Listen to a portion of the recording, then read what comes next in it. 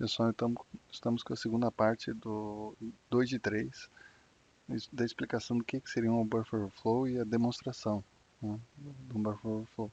Então, o nosso código main, lembrando, basicamente ele vai receber um argumento, exemplo, nome do executável, espaço, um parâmetro, e esse parâmetro, se tiver dentro do tamanho do buffer de 5 caracteres, dentro da função, executa normalmente. Se for maior que isso, ele vai sobrescrever um pedaço da memória da própria aplicação, fazendo a aplicação falhar.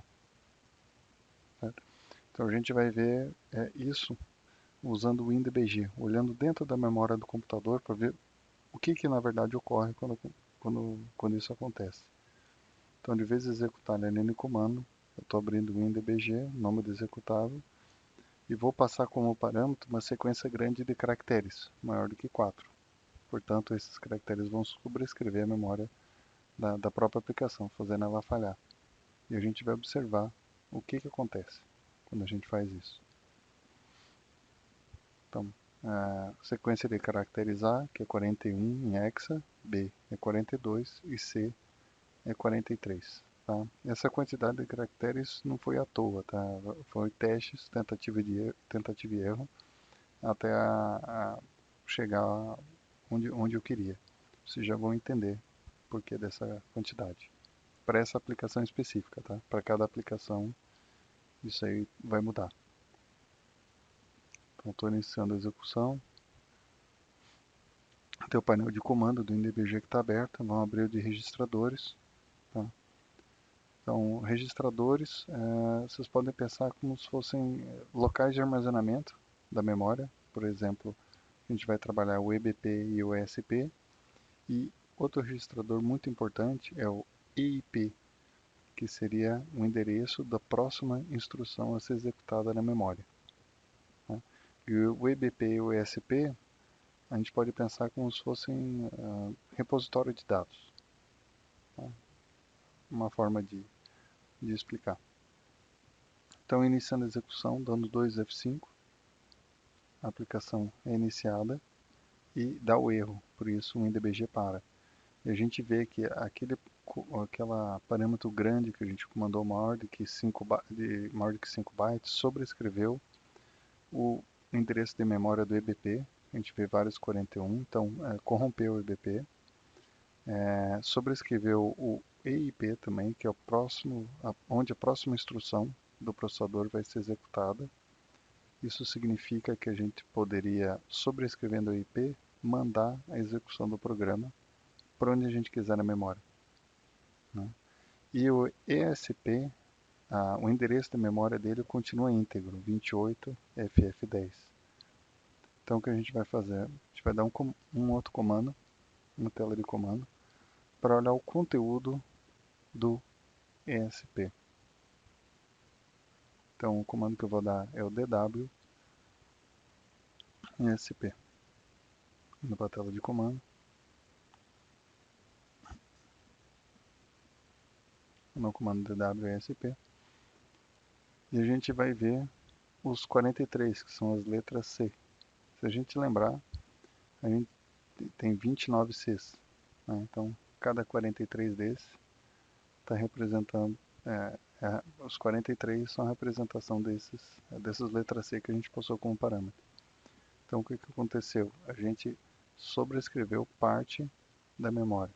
Tá? Então, a gente corrompeu o endereço de memória do EBP, foi corrompido o EIP, que é onde seria a próxima instrução do processador, e a gente não corrompeu o endereço inicial do ESP, mas a gente corrompeu o conteúdo dele. Então, quando a gente executa o comando DWSP, a gente vê uma série de 43.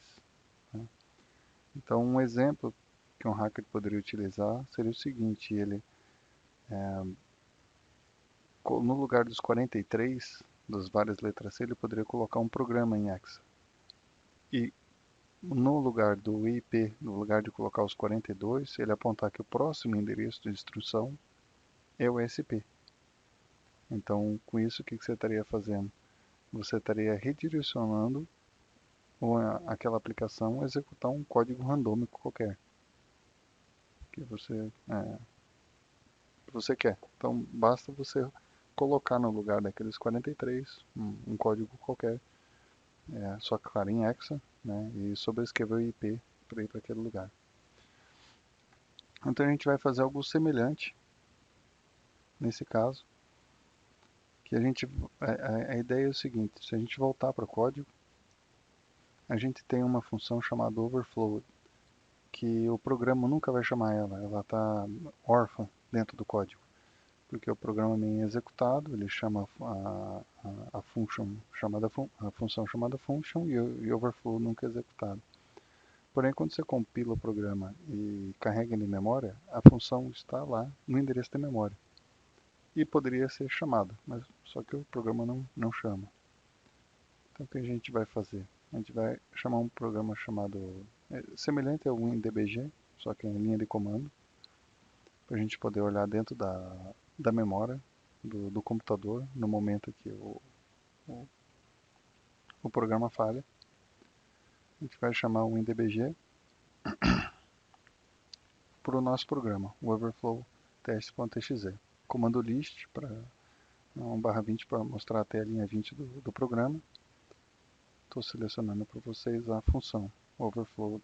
Né? Então, o que a gente vai fazer? A gente vai pegar qual que é o endereço de memória que está carregada essa função. Tá? Então, disassemble overflow.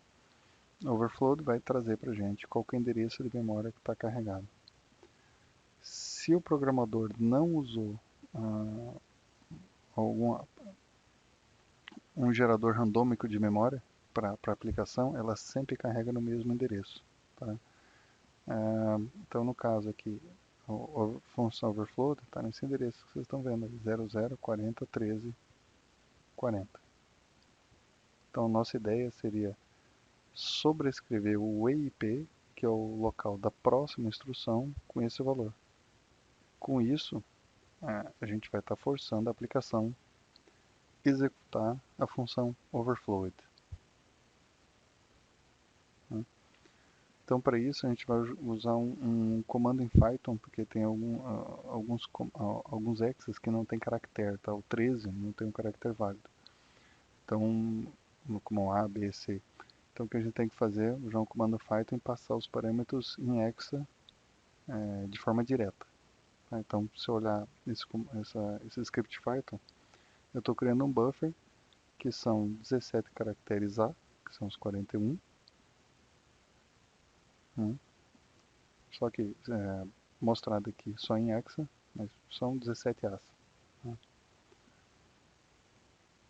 E logo na sequência, se vocês lembram quando a gente rodou o WinDBG, a gente jogou As e Bs, e os Bs sobrescreveram, os 42 sobrescreveram todos os endereços do EIP. Então logo na sequência dos 17 caracteres, eu jogo o endereço que eu quero, que é o primeiro endereço da função overflow, no lugar do EIP. Isso vai fazer com que o processador da máquina busque esse endereço como o próximo endereço para ser executado. Então, 40, 13, 40 e 0. A gente escreve esse conteúdo ao contrário, tá? É assim mesmo. Então, agora executando a aplicação, testfunction.py, a gente vai executar o script que vai chamar a aplicação passando aquele parâmetro, né, os vários As e o endereço da nossa função. Veja que a aplicação falhou, o Emmet percebeu a falha, tentou bloquear a aplicação, mas ela já executou aquela função. Vocês podem ver execution hijacked. Então, que isso significa que a gente conseguiu desviar a execução da aplicação para aquela função que teoricamente nunca seria chamada. Então, isso é uma forma de mudar, de hackear a aplicação. Né? Por quê? Porque a aplicação não estava preparada para ser usada dessa forma. Então, o que a gente viu nesse vídeo, como redirecionar o processo mudando o EIP, como pesquisar endereços de funções pelo GDB e como usar um WinDBG também. Né? E realizamos a demonstração teste de hack da aplicação. Até a versão 3 do nosso vídeo. Obrigado.